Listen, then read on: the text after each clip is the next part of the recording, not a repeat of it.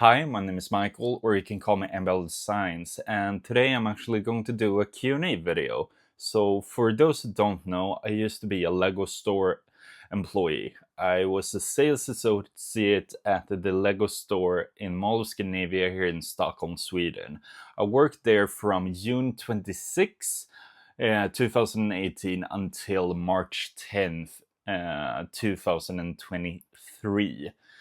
So I worked there for almost 5 years, and I've gathered some questions throughout both Instagram, Facebook, and also on Reddit. So stay tuned, and yeah, I can't wait to answer your questions. First question: why did you want to work at the Lego store?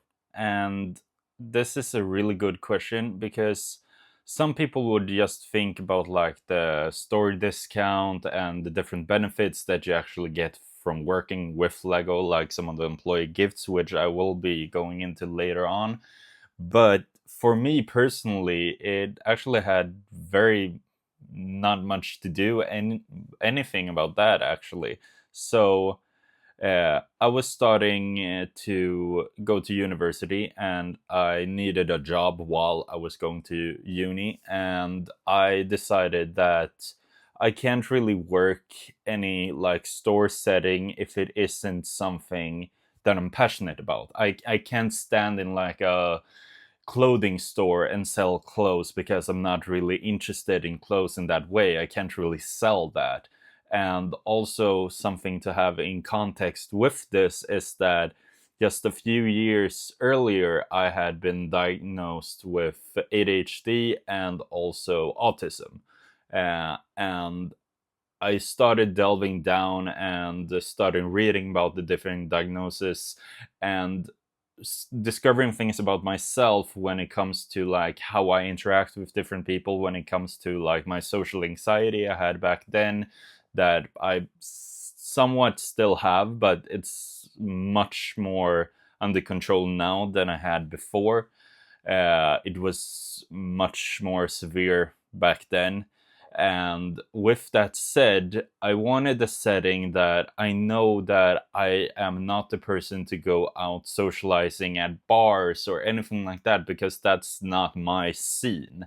And I wanted to be the person who could go up to people and talk to them and stuff like that without having this social anxiety.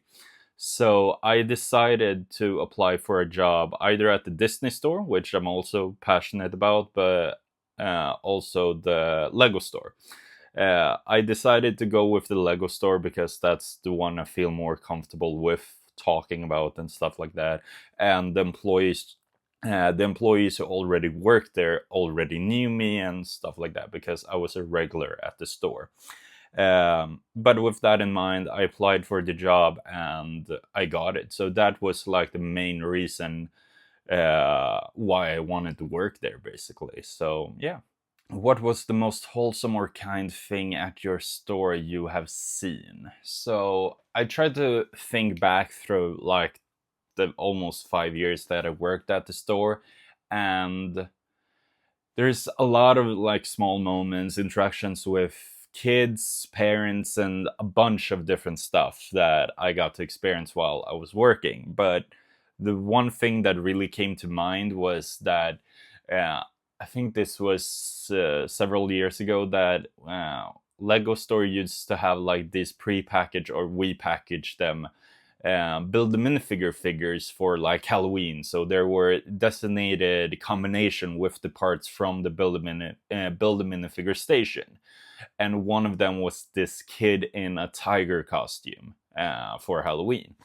And I remember that a while after we had that figure in the build a minifigure station, I remember a kid actually walking into store with a very similar costume on, and I asked my store manager if it was possible for us to just give it to the kid, because we had recently talked about like these to capture these like moments with customers, interactions and stuff like that. And they approved it, and I gave it to the kid, and they just lit up with happiness and started saying stuff like, "Oh, I'm a minifigure now," to I think it was their mom. So that was a really, really wholesome moment, in my opinion. My 9-year-old wants to know how does it feel to work in a Lego store, and how much Lego have you bought yourself, and is there a discount? So I'm gonna save that last question because it's something a lot of people have asked. So I got a bunch of questions about the discount, and I basically added them to this question. But yeah, so how does it feel to work in a Lego store? Uh, it's a really interesting feeling, in my opinion, because you're becoming basically an ambassador of Lego. So you're wearing their uniform. You are going to live up to the standards that people hold Lego towards. So only the best is good enough is one of Lego's core mottos, basically. But it felt very special. It felt basically legit. I've been a Lego fan all my life, and to literally work for Lego was somewhat of a dream come true. Um, and it was just a very special feeling to be connected with a company of that scale and be one of them, basically. So that was a really fun feeling. Uh, when it comes to how much I have bought for myself, I made a video recently when I moved into this apartment, and you can see a bunch of stuff behind me, but I think this picture right here actually summarize a lot of it, because most of those sets in this picture were sets that I was either given or that I bought during my time at the Lego store. And yeah, that basically leads us into the discount, which the discount, for those who don't know, is something all Lego store employees and even Lego employees, no matter if it's an office job or designer or whatever, you have the discount. When it comes to the discount, it varied throughout the years, at least at our store. At the beginning, when I worked at the store, we had like 30% all of the time. And then, if I remember right, we had like 4 days a year, or if it was two, I can't remember quite honestly, called staff days, where we basically had half off of everything in the store. And it was a designated day, so it was only that day where we had half off. So something I and a few of my colleagues usually did if we weren't working that day. We went for lunch, we went to the store, bought a bunch of stuff, then went home, basically. And that was a really fun like tradition in the beginning. But later on, closer to my end at the store, we started getting half off all of the time, but with like a budget. So we had, I only know it in like Swedish currency. So without the discount, it was 12,000 Swedish kronor, um, which with the discount is like 6,000 kronor. So it's $600 basically. And that was like the budget we had for the whole year. So you had to think about what you actually wanted to buy and if you still had the budget for it. But we did actually find out something that I'm not sure if you still can do it or if this is how the discount still works. But uh, I had not enough in my budget to buy the Rivendell Lego set from Lord of the Rings. So the thing that I did was I returned some things that I bought previously with the discount, bought them for full price, and then bought the Rivendell for half off. And I can't remember the math that I did because I can't really remember what sets that I returned and bought for the full price, but it became cheaper that way than I had it originally. So You can, or I was able, and a few of my colleagues were also able to like wiggle that system with help of the managers at the store. But yeah, that's, I think I covered all of the questions in that question. How did it work when the employees felt the CMF bags? I always got the ones I wanted when I bought them. So this was from a Swedish Facebook group. So if you were actually buying minifigure bags or collectible minifigure bags while I was working there's a strong possibility that I was the one responsible for actually finding it, because that was one of my like favorite things to actually do, and I did it most of the time. I also taught some of my colleagues at the time to do it as well, and try to figure out which parts from each figure to try to find and navigate within the bags. But I'll show you guys some pictures right now when it comes to how the setup was, because now it's a bit different with the boxes and stuff like that, which I'll cover in the next question. But when it used to be the bags, we could feel them before they actually launched. So usually we would have gone through several boxes before the actual launch, so we had them ready on launch day. So I usually sat in the back of the store, feeling them, trying to figure out which is which, and put them in the right boxes. So my colleagues who are either not have the time to feel them and help the customers directly, or if they just simply don't know how to feel, we have designated boxes for each figure. So if they want a specific figure, they know which box to go to and stuff like that. And that was the case in our store, at least, because during this time we actually had 2 stores here in Stockholm. So, and the other store had a similar setup, if I remember right. But that's the case on how you actually got the figures you wanted. We spent hours feeling each bag and figuring out which is which.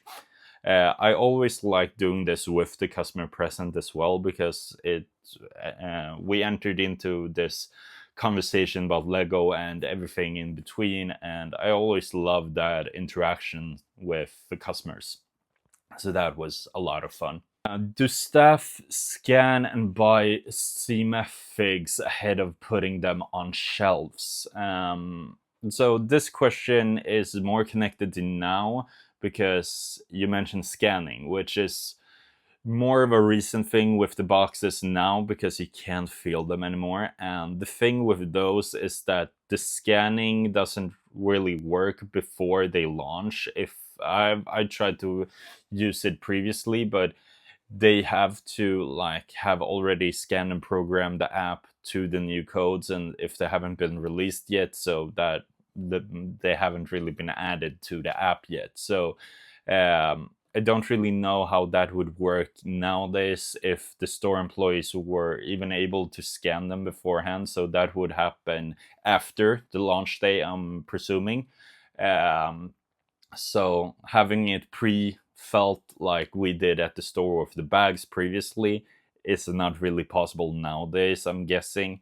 And with that in mind as well, the staff buying them before the actual launch day isn't really happening either.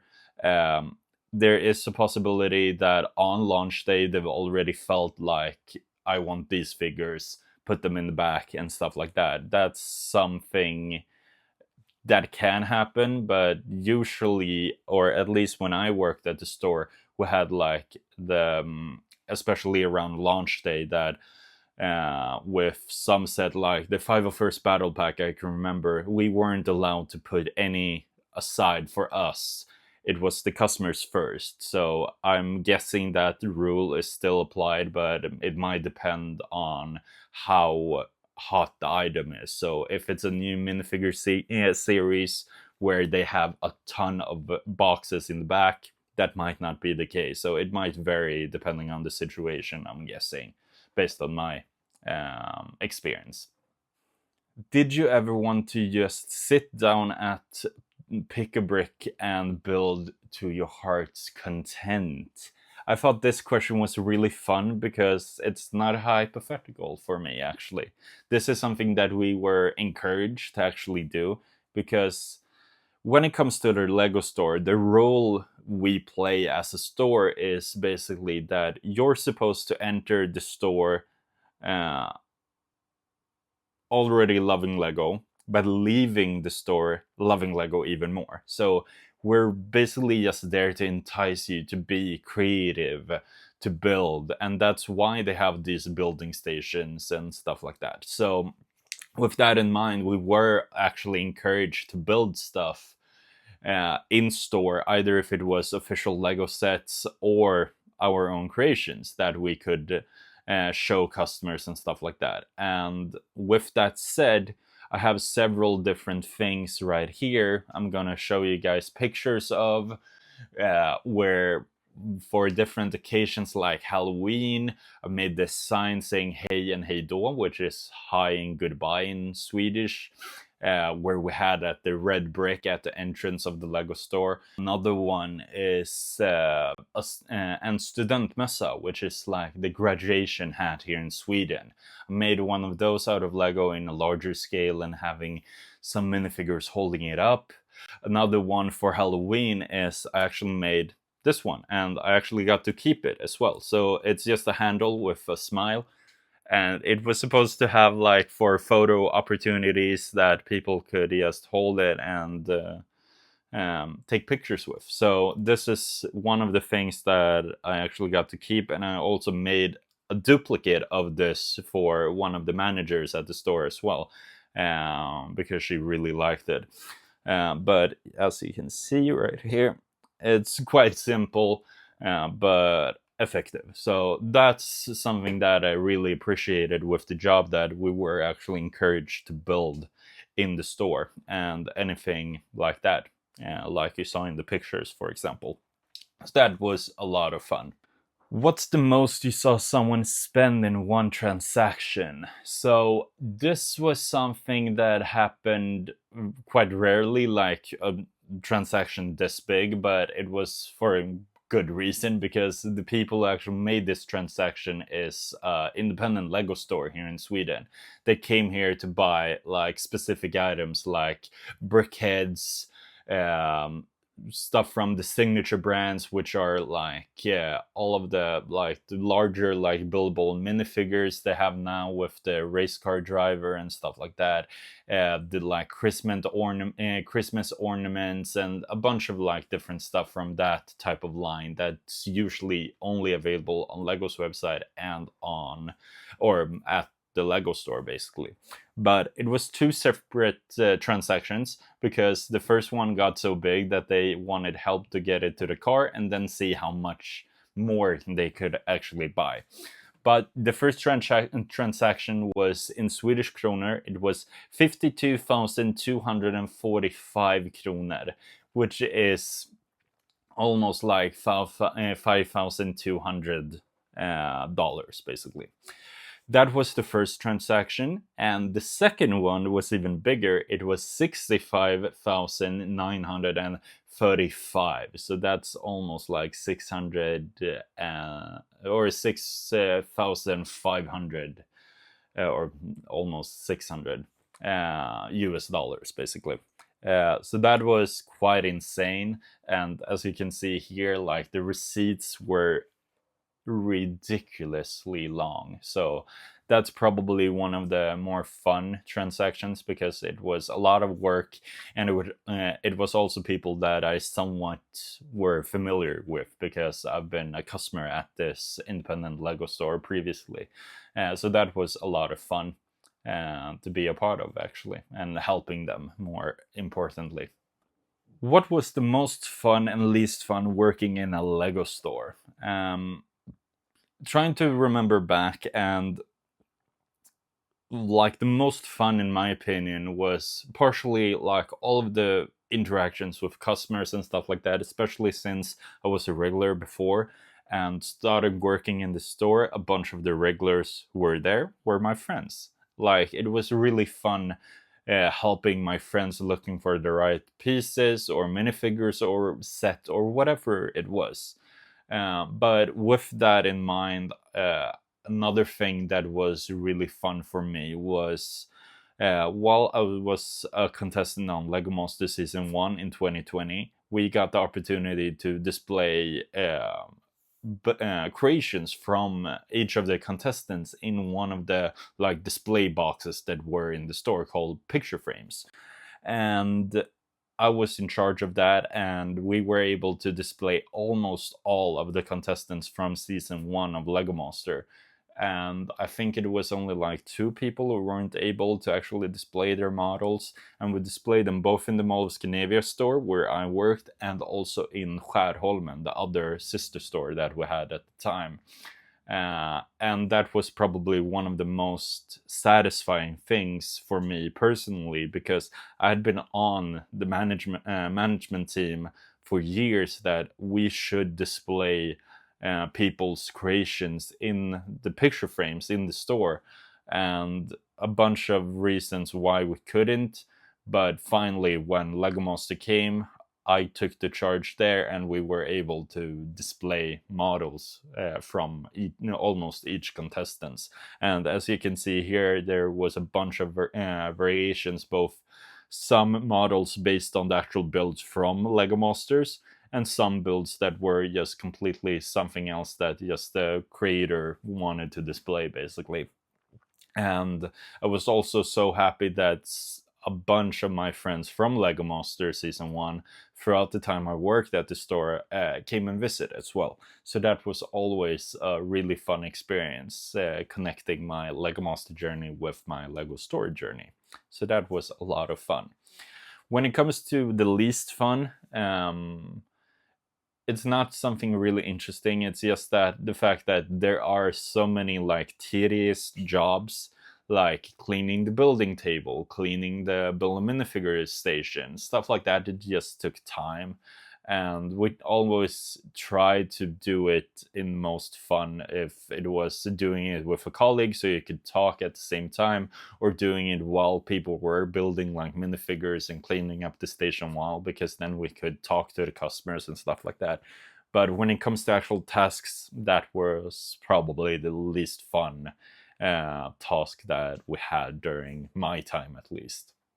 How can we get the most value out of a pick a brick wall box? What did you get as a guideline that is allowed, or are there none? So I can't really answer this question specifically, because while I worked at the store, we didn't have pick a brick boxes. We had the pick a brick cups.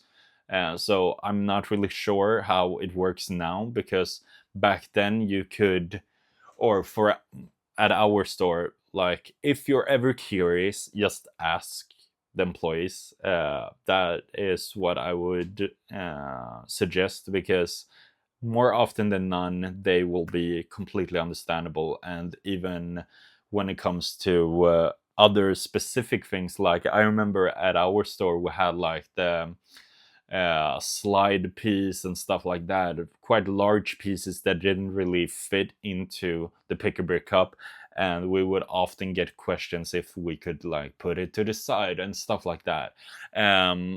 And just ask the employees, and they will hopefully be completely understandable of what you actually want to achieve with your purchase, basically.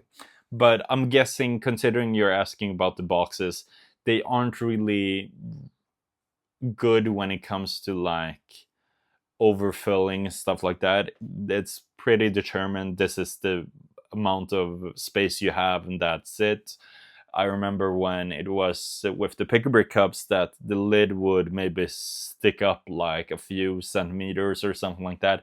We would just tape that. Like that's no big deal. But if it was like this amount, that would be a completely other story. So it really depended on the situation, and sometimes the person you asked as well. Because I remember that from when I was a customer, that you could ask one employee and they say one thing and another one would say another thing. So it somewhat depended, but during my time we were kind of fair when it came to that. And as long as you just ask and be respectful and try to explain your thinking on how you want to solve it if there's a problem, basically. But yeah, that's how that worked during my time, at least at the store. On the same topic of pick-a-brick boxes, we have here: did you like regulars and happy with them camping at the pick-a-brick wall to stack boxes efficiently, or were some a little difficult to deal with? A bit of a 50-50 here, because of course there was customers who were difficult to deal with, but most of the time I did not see any problem with that. The only scenarios I can think of where the pick-a-brick stacking efficiency became a problem was like closer to closing. So if there were maybe like half an hour left until we closed, and a person went to the pick-a-brick wall to start stacking pieces very efficiently and stuff like that, that might have been a problem. But besides that, we usually handle it as just how good as we possibly could, just asking them that you might not be able to fill all of the pick-a-brick cups that you brought with you, but just so you know, we're closing in this amount of time, or whatever it was. I can only like remember a few instances where that happened, and it wasn't really a big deal. But personally, I was just happy to see people building, especially if we had some good pieces on the wall, and talking about them, about their future projects and stuff like that. I started following some on Instagram after having these conversations, so that was a really fun aspect of it all. So yeah. Do you know when current sets will eventually be put on pick-a-brick? Like how many months it takes for minifig parts to be added to it, new knights, etc. So this is more of a question connected to like the Lego website, because we don't have any minifigure parts on the pick-a-brick wall in store. We do have the minifigure build a station, which is different because usually some parts are completely exclusive to the minifigure station, and aren't available in any sets or anything like that, which is more of a newer thing. Even like tiles and accessories, they made completely exclusive to the build a minifigure station. But based on what I know, it's usually a couple of months, I think 5 to 6 months after a set's released, and it's usually when it comes to like Lego's own IP. So, for example, you mentioned Knights. That's something that's added on Lego's website and nothing that's added in store. I know that the Build a Minifigure Station have had some Knight parts that only been available in store, and that's something we had like a limit towards when it comes to putting them out and for people to buy. Because when it comes to the Build a Minifigure Station, it's not designated that you need to buy 3 complete minifigures. You can actually buy 15 parts, depending on the parts, because if it was like a new release and a bunch of people want like a specific torso or an accessory or something like that, we would be sold out immediately, and kids wouldn't be able to get them and stuff like that. So we usually had like a limit, but sometimes like I know a few friends of mine who build like castles and stuff like that wanted like an army of knights, and I even asked in those instances that I know this person isn't a reseller. I know that he's going to use all of these knights for his own projects. Is it okay that he buys, what was it, like 20 or something along those lines? And that was approved. So instances like that, and that's why I keep saying that just talk to the store employees and try to be reasonable, see it from their perspective and also your own perspective. and that will usually help out everyone involved and lead to the best outcome, in my opinion, and from my experience as well. So hope that answers the question, even though it's not directly tied to the Lego store. Were employees allowed to take one of each gift with purchase that came out? And this varied a bunch because I did get a lot of gift for purchases, both from purchasing and reaching the like threshold. But besides that, I also got a bunch of things that I did not pass like the threshold, and it varied from time to time. Sometimes we were just gifted them by the managers for doing good job or anything like that. In some instances, and I completely still don't understand this, but oftentimes when you were helping someone at the till and they were just spontaneously buying something, or they didn't even know about the promotion with the free gift and stuff like that, we often told them that, oh, you bought over this amount and you'll get this as a free set to take home. And a bunch of people said no, no thank you. And this still shocks me to this day that there were so many people who did not want basically free stuff. And like, I understand if like you bought City and got a Star Wars set or something like that, that it might not interest you, but to not take it and like sell it, I was just shocked each time that happened. And we had already scanned them and were supposed to do that, so that set usually went to some employee who wanted it, basically. So that was the case, and it really shocked me each time it happened, because I think it happened like 3 times with me, at least. So that was kind of weird in my opinion, but yeah, to each their own, I guess. This question goes quite hand in hand with the previous one, but what do they do with the extra gifts with purchase sets? It seems a shame that they are never available afterwards for individual purchase. So the whole idea with gift with purchases is that it's supposed to entice you to buy more stuff, especially after a big launch, especially with certain items that haven't really been made yet. For example, take like the most recent Star Wars Kaminoan clone cadets. We have never gotten those designs of minifigures before, and that enticed people to get that gift for purchase, basically. Especially after a big Star Wars launch as well. But there have been instances where gift with purchases have later on been released to the public for a specific price. One that I can remember is like, it was a free pack of Lego Ninjago brickheads. That was a gift with purchase and later on available separately, at least at our store. I know this varies from store to store and from country to country.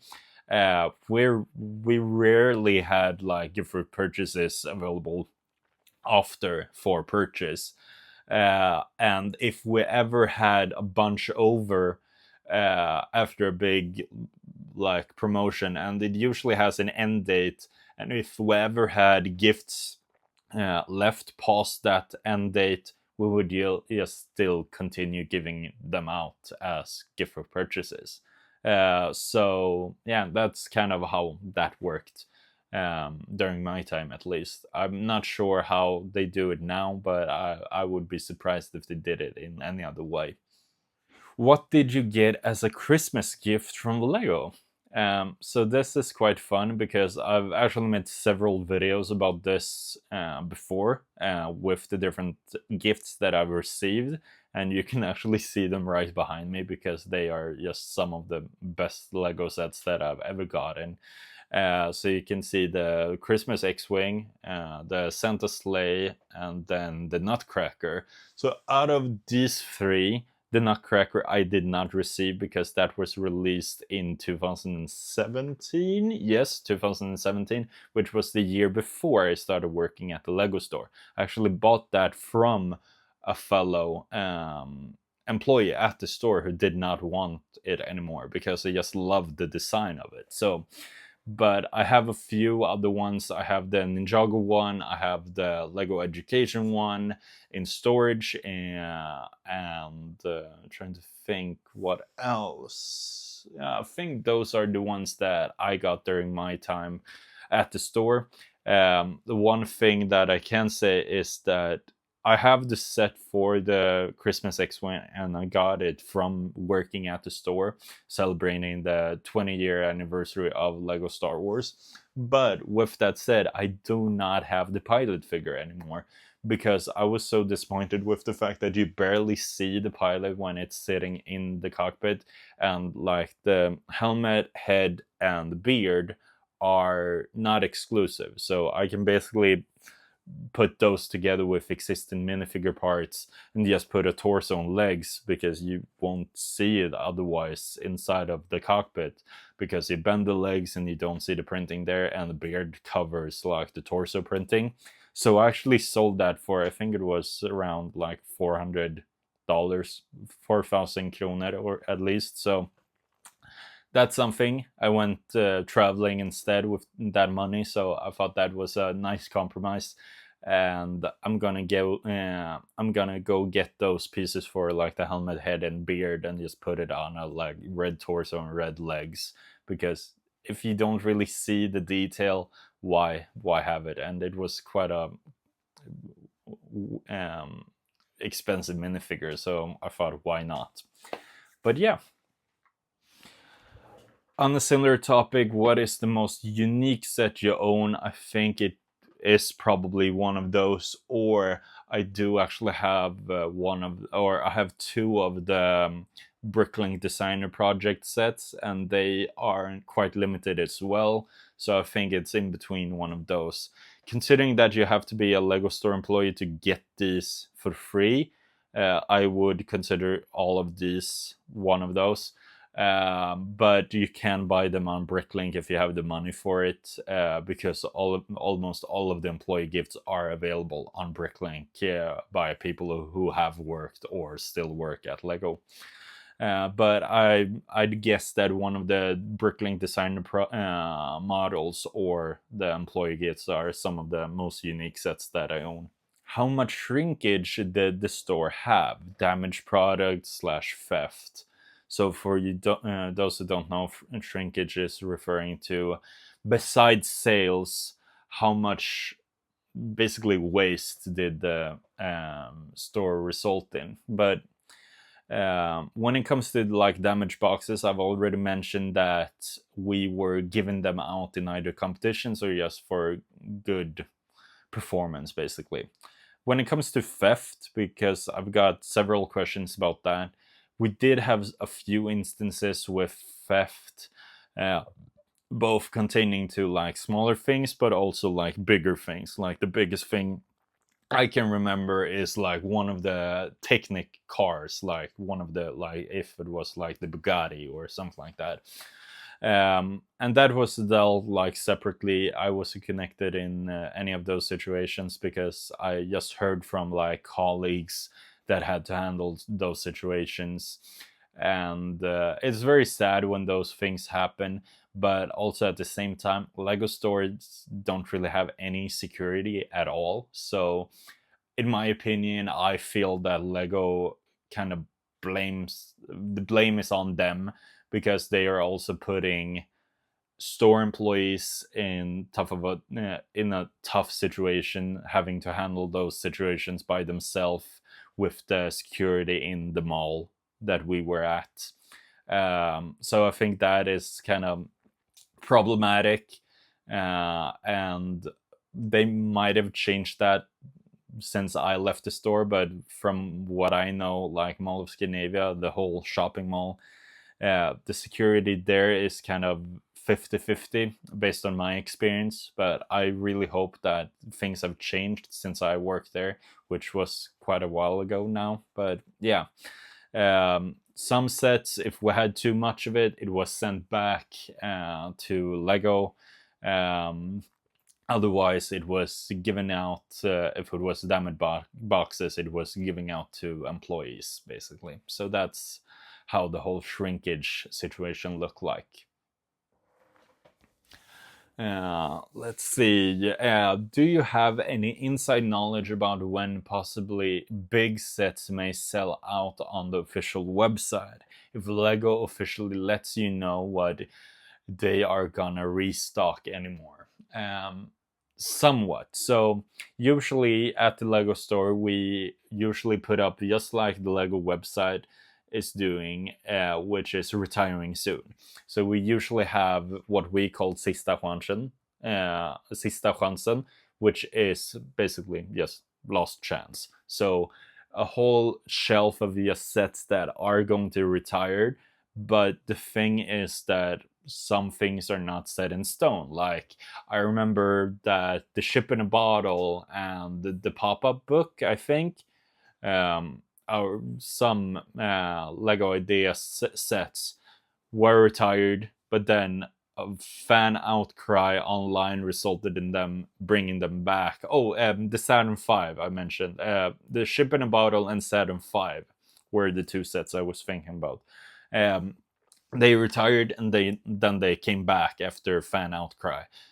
So it's not really a set in stone thing nowadays than it was before.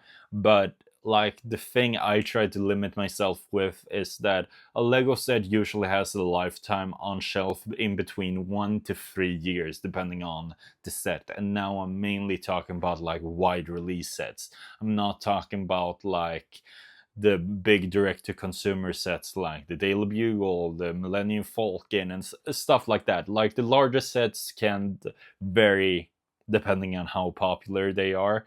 We've seen that with the foosball table. We've seen that with the Black Panther mech and the Hulkbuster mech and stuff like that. So it really varies between what set it is, how popular it is, and usually the Lego store employees do not get that much of a heads up. We get the heads up right before it needs to go out. So that's usually the case from my experience, at least, that if whoever got a list of things that are going to retire, that's because we're going to put them on a specific shelf of retiring soon or or if it's a sale item.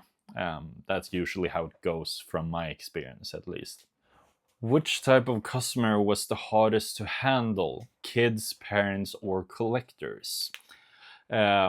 This question is quite a funny question because depending on the individual person, it could be all of the above, because there are some instances that kids can be quite a handful, same with parents and also collectors. So it really depending on the situation. And overall, I felt that we didn't really have a big problem with annoying customers or anything like that. Of course, there are going to be like questionable questions and stuff like that, where the customer don't really know exactly what they want, and because of that we can't really help them. So there's like a disconnect in the communication because they want something that we can't really provide and stuff like that. So that was probably the biggest problem or the hardest thing to handle when it came to customers, no matter if it was kids, parents, or collectors for that matter. But that was kind of the setup when it comes to that it really depended on the situation, to be completely honest. So I've answered several questions now, and I realized that I have several more left, and the video is getting quite long now, so I'm thinking of splitting it up into 2 videos, just so you don't have to sit here for a whole bunch of time. But if you have any more questions that I might be able to add into next video, please tell me in the comments. But besides that, please rate, comment, and subscribe if you want to see more, and I will see you guys in another video. Thank you for watching.